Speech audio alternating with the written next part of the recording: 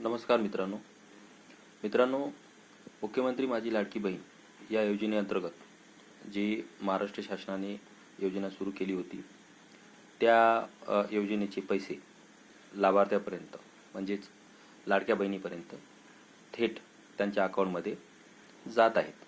ही 14 तारखेपासूनच सुरुवात झालेली आहे, परंतु काही महिलांचे आधार कार्ड अजूनही बँकेला लिंक नाहीत, खात्याला लिंक नाहीत। मग अशा वेळेस फ्रॉड व्यक्ती जो की कुठेतरी बसलेला असतो आपल्या अकाउंटवर टपून, असे फ्रॉड व्यक्ती अमराठी भाषिक, हिंदी भाषिक तुम्हाला फोन करून तुमच्या अकाउंटला आधार कार्ड लिंक करण्यासाठी तुम्हाला सांगतील।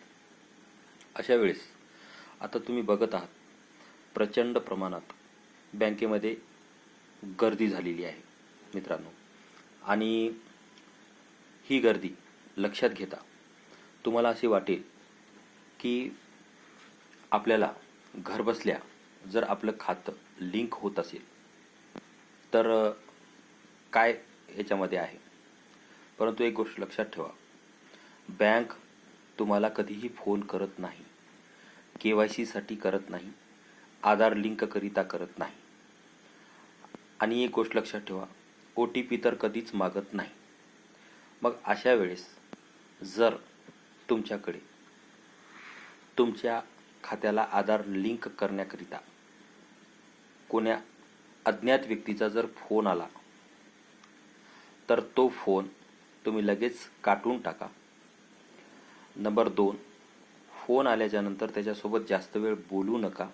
जर तुम्हाला असे वाटले की हा फोन बनावट असू शकतो, त्याने लगेच तुमच्या खात्याशी आधार लिंक नसल्याची गोष्ट केली, लगेच फोन कट करून टाका।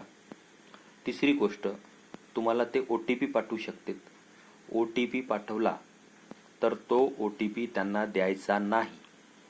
त्याचबरोबर एखादी लिंक पाठवली तर ती लिंकसुद्धा त्या लिंकवर सुद्धा क्लिक करू नका। असं केल्याने तुमच्या खात्यात जमा झालेले 3000 तर जातीलच जातील, परंतु इतरही कोणती रक्कम असेल तर ते रक्कम सुद्धा जाऊन तुमचं खातं झिरो होऊ शकते। थोडंसं दिमागाने घ्या, वेळ लागला तर चालेल, तुमच्या खात्यात जमा झालेले पैसे कुठेही जात नाहीत।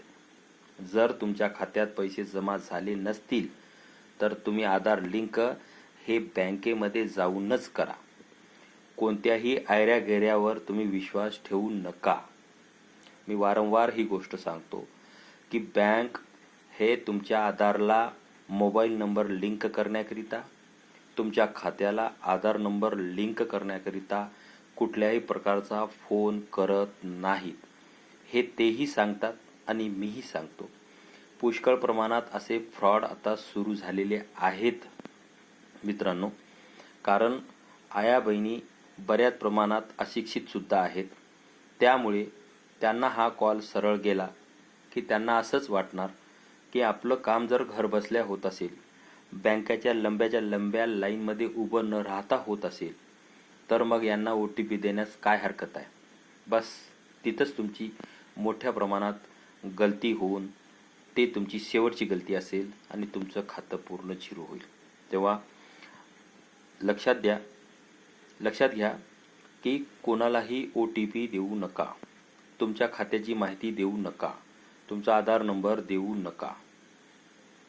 सतर्क राहा, जागरूक राहा, आणि सरकार जर तुम्हाला 3000 देत असेल तर त्याचा योग्य वापर करा आणि ते तुम्हालाच मिळाले पाहिजेत असं करा। धन्यवाद।